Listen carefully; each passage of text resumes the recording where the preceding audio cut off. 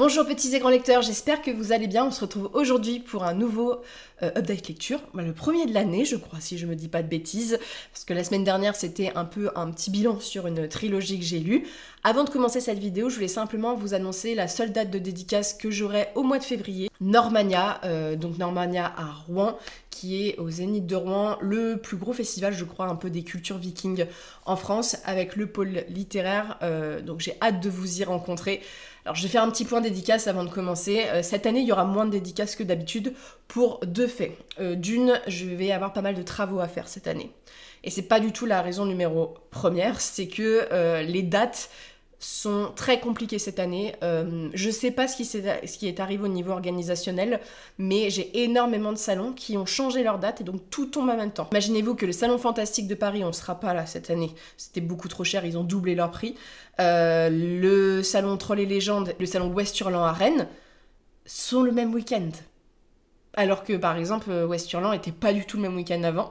Ce qui est très très embêtant, sincèrement. Et surtout, Bondu est en même temps que Rue des Livres, il y a énormément de salons. En fait, je peux pas être à deux endroits en même temps.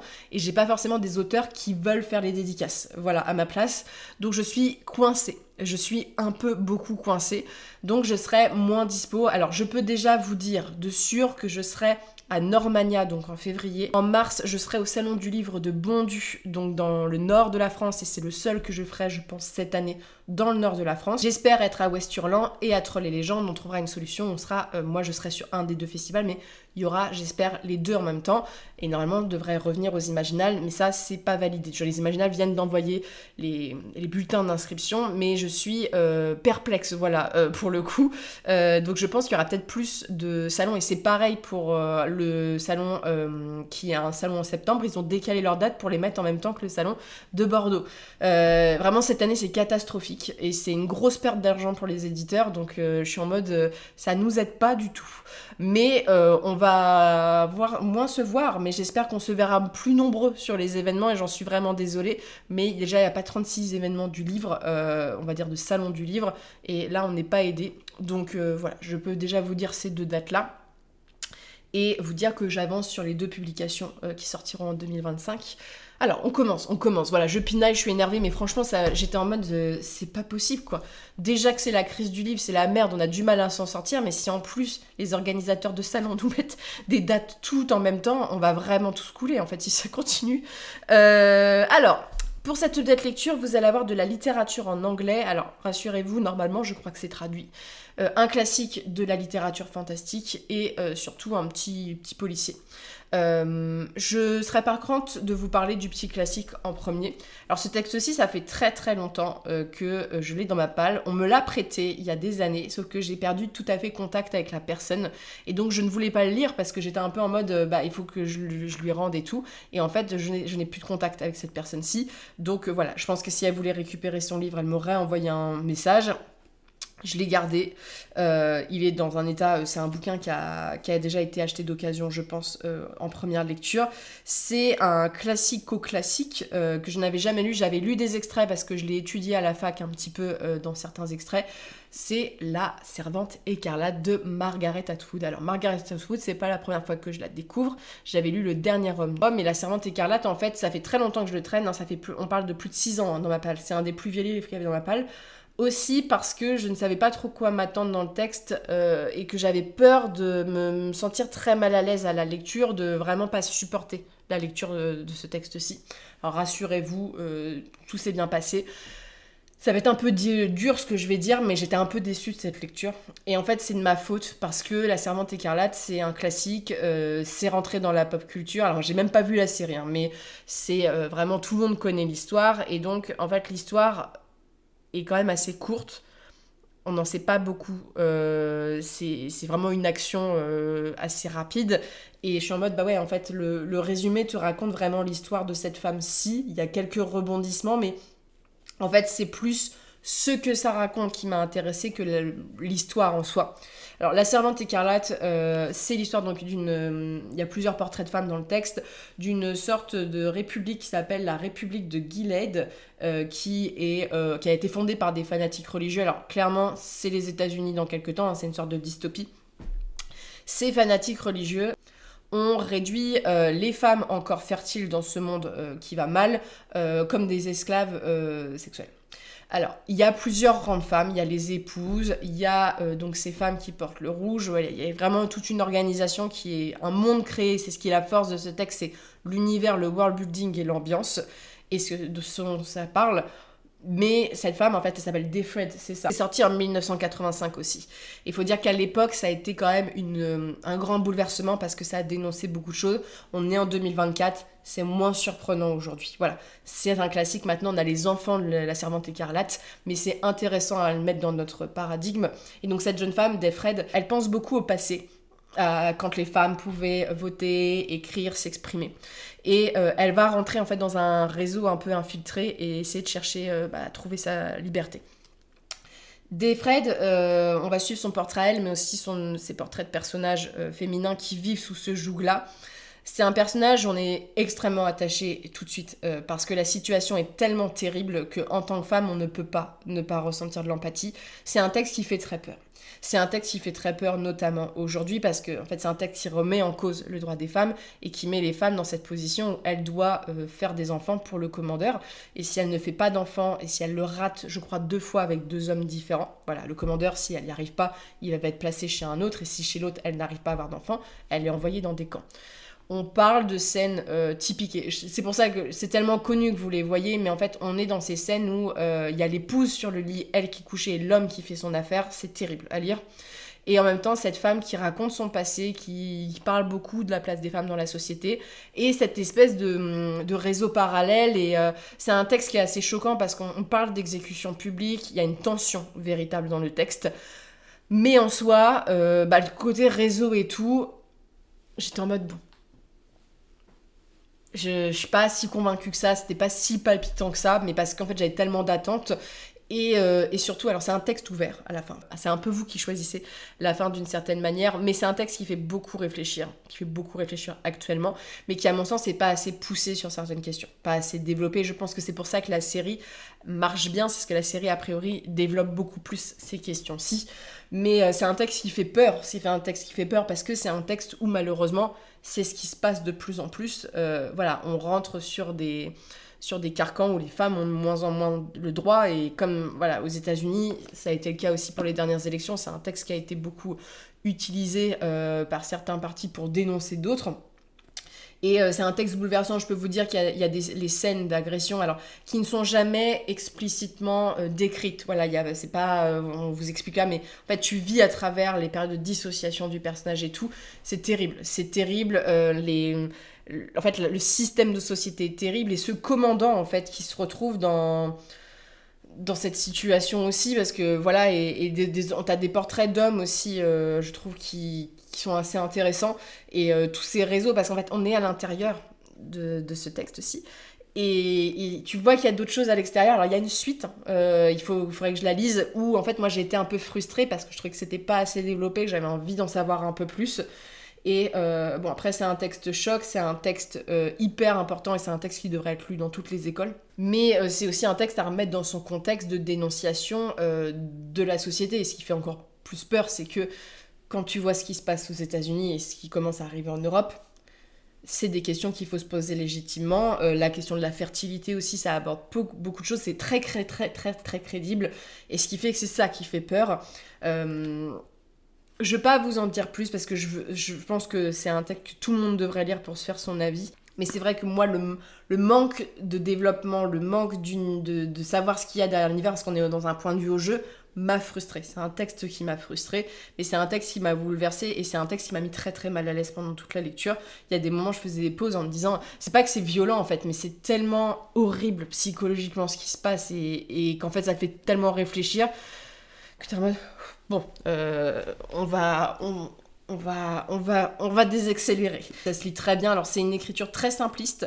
J'avais trouvé Le Dernier Homme beaucoup plus travaillé sur l'écriture, beaucoup plus développé sur l'univers, et je pense que c'est pour ça aussi, c'est que j'ai sans doute préféré le dernier homme qu'à La Servante écarlate, qui aborde aussi des questions assez terribles, mais à découvrir. Et je vais relire d'autres choses de Margaret Atwood pour savoir si c'est parce que je connaissais déjà l'histoire que ça m'a moins convaincue, ou si c'est parce que je trouve que ces autres textes sont mieux écrits. Je ne sais pas. Ensuite, je vous présente du policier.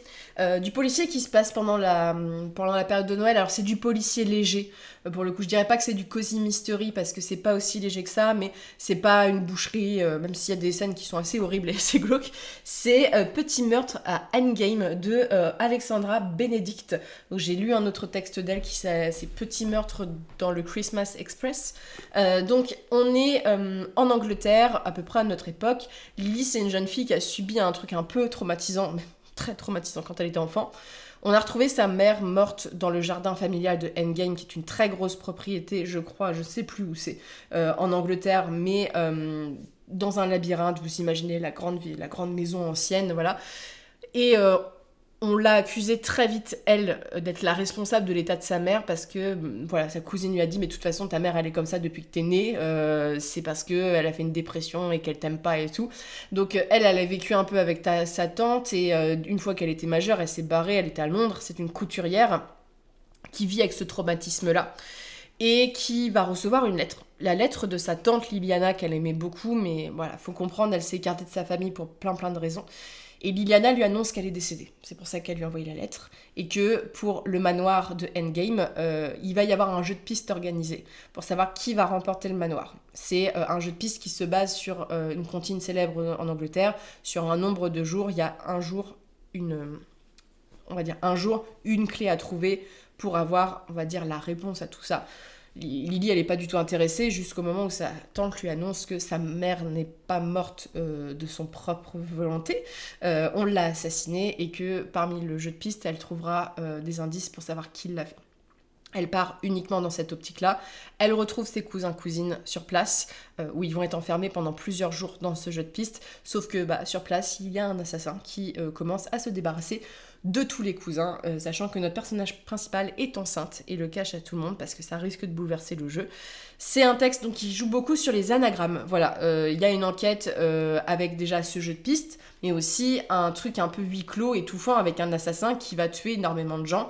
C'est un mélange de récit policier et récit de vie, vraiment de récit de famille. Et le récit de famille, je trouve, est plutôt bien construit. C'est un texte qui m'a rendu très triste à de nombreux moments, parce que c'est un texte qui est assez horrible sur les histoires et tout. Et c'est le cas aussi dans Christmas Express. Elle aborde des questions, l'autrice, qui sont assez touchy. Et c'est palpitant. Bon, le petit blême, c'est que passé le premier quart, je me suis commencé à me douter de qui était le tueur. C'est un huis clos, donc vous allez vraiment vous en rendre vite compte. Mais on parle quand même de cadavres tués à coups de couteau, de corps gelés dans la neige. Voilà, il y a une ambiance un peu étouffante sans être trop angoissante. Et voilà, c'est un petit policier sympathique. Hein. C'est pas le meilleur policier que j'ai lu. Par contre, ça, c'est un truc que je verrais très très bien adapté en film à la télévision ou au cinéma. Voilà, ça se tient vraiment bien, et l'ambiance est très chouette, l'ambiance de manoir étouffant, de cousins, cousines horribles, voilà, de trahison, machin, il y a des secrets de famille et tout. Si vous aimez ça, on est clairement là-dedans. Comme je vous dis, coupable très probable, mais moi j'ai passé un excellent moment de lecture, j'ai adoré ma lecture, j'ai été très touchée par le personnage de Lily, alors que c'est pas du tout un personnage, voilà, c'est un personnage très effacé. Des fois je me suis dit bon, c'est vraiment la caricature de la fille pure dans le texte et tout, mais voilà, il y a ce côté intéressant de son passé, de savoir ce qui s'est passé avec sa mère, et vraiment j'ai beaucoup aimé ça. Après, moi, j'aime l'ambiance Angleterre et château, hein, donc j'étais convaincue. Et alors, il y a surtout quelques petits trucs parfois qui m'ont fait lever les yeux. Du moins, par exemple, il y a un truc à la fin, une romance où tu sais pas d'où elle sort. Et il y a des petits trucs qui sont tirés par les cheveux, genre, moi, les anagrammes, c'est pas du tout mon truc, les charades et tout, je déteste ça. Donc, j'ai pas été plus à même de répondre, genre, je suivais le texte, il fallait les réponses. Mais je pense que pour les gens qui aiment ça, ça peut être intéressant. Moi, je trouvais ça un petit peu lourd, le truc d'anagramme, et en fait, elle le fait aussi un petit peu dans l'autre texte. C'est pas ma tasse de thé, mais ça a été un très très bon moment de lecture. Et enfin, alors ce texte, j'ai mis quasiment un mois à le lire, pas parce qu'il était mauvais, parce que c'est le texte, je pense, le plus compliqué que j'ai lu en anglais. Alors c'est pas tant par la difficulté de la langue, même si c'est un texte qui jouait beaucoup sur les répétitions, les métaphores, il y a un véritable style que par l'univers qui est complexe. C'est Black Leopard and Red Wolf, donc de Marlon James. Alors je pensais que ce texte n'était pas traduit, mais en fait il a été traduit, on n'a pas tant entendu que ça parler en France, alors que sincèrement c'est hyper intéressant.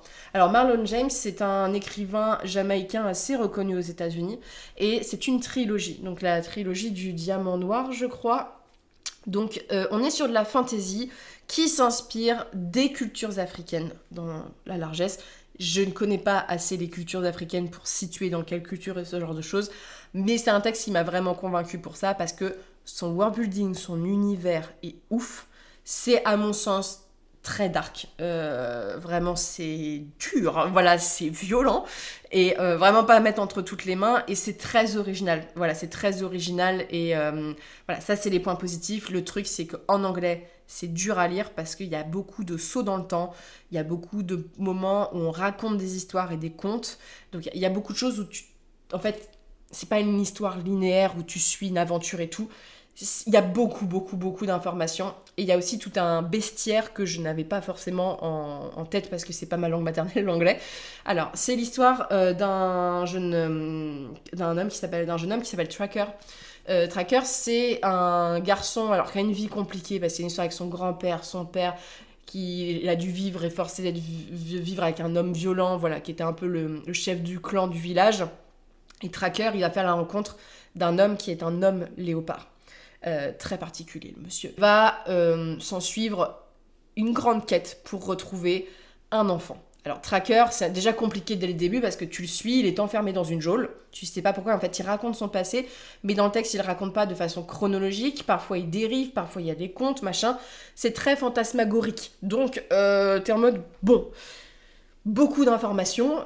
Moi, j'ai été quand même extrêmement admirative de la richesse du texte. C'est un total bestiaire que j'ignorais. Moi, j'y connais rien aux cultures africaines. Et donc, c'est hyper intéressant d'avoir déjà des créatures qui sont vues d'un autre continent. Notamment, le mythe du vampire est quand même très réinterprété. On a beaucoup de personnages, parce que notre personnage Tracker a un flair très avancé. Donc il y a beaucoup de choses qui sont en lien avec les métamorphoses des hommes léopards, des femmes hyènes et ce genre. Voilà, il y a beaucoup de choses, beaucoup de mythes, vraiment c'est très foisonnant et c'est une régalade à découvrir parce que c'est tellement différent et tellement intéressant. Vraiment, c'est très riche. Et en même temps, c'est un vrai univers sombre parce que au-delà de ça, on va parler de cannibalisme, d'agression. On parle quand même de femmes hyènes qui dévorent un deuil. Voilà, il y a des scènes où j'étais en mode oh mon dieu, je suis pas très bien là, je suis pas très bien. Il y a des fucks partout. C'est assez vulgose et tout, mais il y a une vraie poésie derrière le texte. Et il y a cette quête du garçon qui va le mener en fait dans plusieurs endroits. Et qui est ce garçon? Pourquoi? Voilà, il y a des rebondissements, c'est assez intéressant, mais ça prend son temps. C'est lent à lire. Il y a que la quête, voilà, en termes d'histoire, en fait, c'est tellement d'histoires différentes. En fait, la quête principale est extrêmement longue à suivre. C'est un beau bébé quand même qui fait 700 pages comme ceci. Donc voilà, j'ai eu du mal à le lire. Il y a des moments j'ai décroché à certaines parties parce qu'en fait j'étais en mode ça fait beaucoup là et j'ai pas l'impression qu'on avance dans l'histoire plus que ça. Beaucoup de personnages aussi, des relations, c'est une quête en fait, c'est un groupe de personnes qui va partir pour cette quête-ci. Et en même temps, on nous donne, il y a beaucoup de mystères, il n'y a pas beaucoup de réponses, donc c'est un peu frustrant.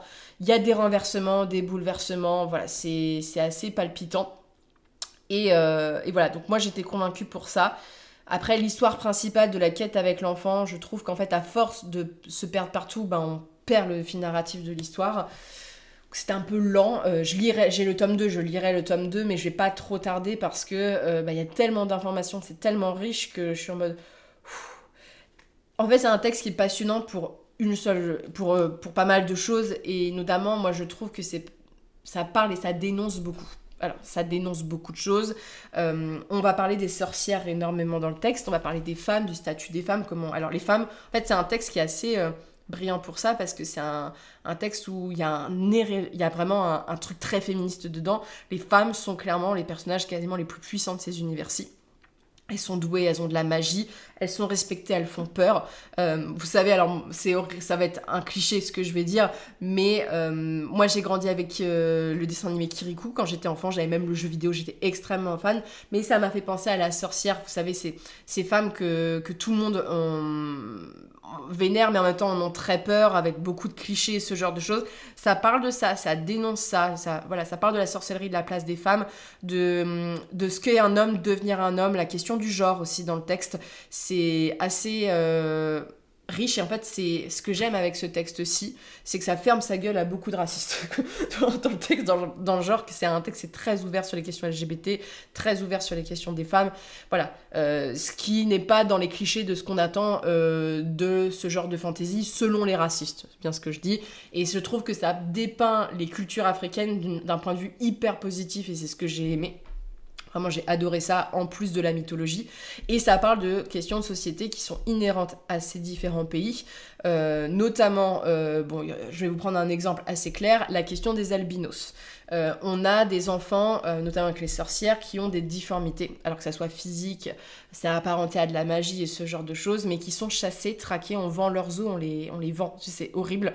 Il y a du trafic d'enfants. Et on parle notamment des albinos parfois dans le texte. Et c'est des questions qui sont déjà encore présente, hein. La sorcellerie, la vente de personnes parce qu'elles sont différentes et tout, c'est des choses qui ont été très présentes culturellement, et ça dénonce ça. En fait, ça m'a fait penser un petit peu à Tasha Suri, vous savez que dans la fantaisie indienne que j'ai lu, donc le premier tome qui est Le trône de Jasmin, on dénonce beaucoup certaines conditions de l'Inde, et bah là je trouve qu'on dénonce aussi beaucoup de questions de société apparentées à certains pays d'Afrique où il y a quand même des horreurs qui se passent, et en même temps ça éclaire ces cultures-ci, ça montre la richesse, la diversité, l'intérêt, parce qu'il faut dire ce qui est la fantaisie africaine, vous savez que j'aime pas dire ces termes-ci, mais on va faire en généralité, est une fantaisie qui est totalement sous-estimée, notamment en France. Regardez, ce texte, on n'en a presque pas entendu parler, alors qu'aux États-Unis, c'est un banger de fou, et c'est hyper intéressant sur les personnages et notamment sur les cultures, ça permet de faire des ponts sur les inter-influences des contes, des mythes, et surtout d'avoir cette richesse qui n'est vraiment pas mise en avant, parce que ça soit dans le cinéma, dans la littérature, c'est pas mis en avant, et ça a été très rafraîchissant pour ça. J'aimais aussi la complexité des personnages. Il y a une véritable, psychologie de chaque personnage. Ils sont horribles et intéressants à la fois. Il y a des moments où tu les aimes et tu les détestes, mais tout autant qu'ils sont. Vraiment, il y a des géants, il y a des sorcières, il y a des métamorphes, il y a beaucoup de choses. Tracker, par exemple, qui est notre personnage principal, va faire des trucs où t'es en mode, mais mec, c'est pas possible que tu fais ça. Et en même temps, tu l'aimes. Genre, c'est un vrai récit de dark fantasy, je trouve, à ce sens-ci. Et moi, je l'ai considéré comme une dark fantasy pour ça. Il y a tout un truc aussi avec la royauté, des questions, il y a beaucoup de créatures, c'est tellement riche que ça peut en perdre beaucoup et trouver ça trop exubérant, mais je trouve ça formidable. Et il y a tout un truc de qui ment, qui ne ment pas, voilà, parce que chacun va donner sa vérité, et il y a beaucoup de rebondissements. C'est un texte où il y a beaucoup de cliffhangers, il y a beaucoup d'action aussi, voilà, je parle mais il y a des quêtes où vraiment, comme il raconte des passages de sa vie, bah, il y a des combats, ça se bat, ça fait des petites choses entre eux, voilà. C'est assez convaincant, même si c'est vraiment, je trouve, un exposé quand même très introductif de cet univers-ci, avec Tracker, où à la fin du texte, on a une trahison, on a un truc où on se dit, ok, la quête, elle va aller par là, on va démarrer vraiment une histoire. Là, c'est vraiment, je trouve, beaucoup de world building, donc ça peut être assez, et je trouve, je l'ai vécu comme ça moi, c'est assez indigeste. Voilà, c'est un texte qui est beaucoup informatif, et c'est un texte, surtout quand tu le lis en langue originale, assez lourd. Je suis contente de l'avoir lu aussi en langue originale parce que il y a une véritable plume dans le texte. Il a une manière d'écrire particulière, avec des métaphores. C'est pour ça que c'est dur aussi à lire. Avec des métaphores, des images, des répétitions. Les mots sont vraiment très recherchés. C'est pas une fantaisie à l'américaine plate comme vous pouvez lire par exemple avec du John Gwynne, du Erickson ou ce genre de choses. Là, il y a vraiment une volonté littéraire, et tu vois que l'auteur a déjà écrit des textes littéraires dans d'autres genres. Donc voilà, c'est pas accessible en anglais pour tout le monde. Sincèrement, c'est dur. Moi, j'en ai chié. Je pense que c'est vraiment... Gatsby le Magnifique était beaucoup plus simple à lire que ça, à mon sens. Et que je vais en chier aussi pour lire le tome 2. Mais je trouve ça hyper intéressant. Et ça m'a tellement donné envie de lire plus de fantasy qui sont inspirés de pays africains. Et je suis tellement frustrée qu'il n'y en ait pas en France, je trouve ça tellement dommage parce que c'est vraiment, il y a des mythes et des légendes, c'est fou, c'est passionnant, c'est terrifiant.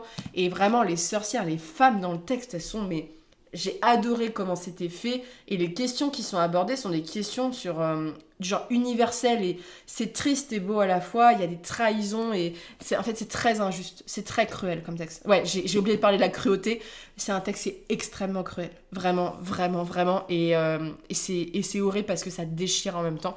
Et la fin m'a rendu triste. C'était triste de fou.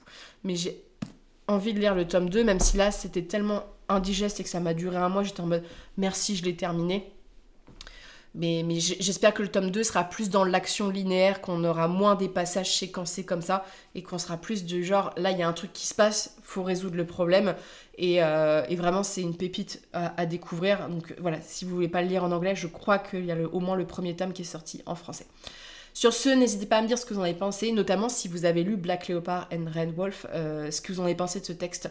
Voilà, si vous l'avez lu en français, est-ce que vous avez trouvé ça riche et ce genre de choses? Parce que là, franchement, en anglais, moi, c'est pas ma langue maternelle, j'ai un niveau moyen plus en anglais. Je lis des textes basiques, j'arrive à lire en anglais sans problème, mais là, c'était dense. Et j'espère que vous pouvez aussi me conseiller si vous avez de la fantasy qui s'inspire de cultures africaines, je serais très intéressée. Pas de YA, je veux pas de young adulte, voilà, parce que de Saxus on a fait beaucoup, j'ai pas envie. J'ai vraiment envie de la fantasy adulte, c'était vraiment génial et hyper intéressant. Donc sur ce, je vous souhaite de très bonnes lectures, une très bonne journée et on se retrouve bientôt pour une prochaine vidéo.